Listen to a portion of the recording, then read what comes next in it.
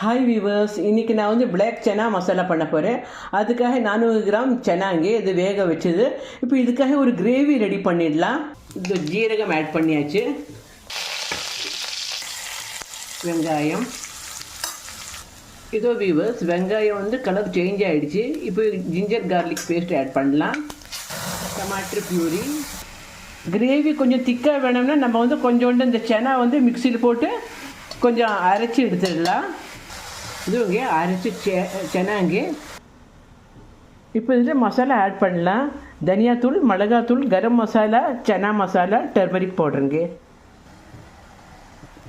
இது வந்து black salt. நம்ம சனா வந்து ஆல்ரெடி உப்பு போட்டு தான் வேக வச்சுதுங்க.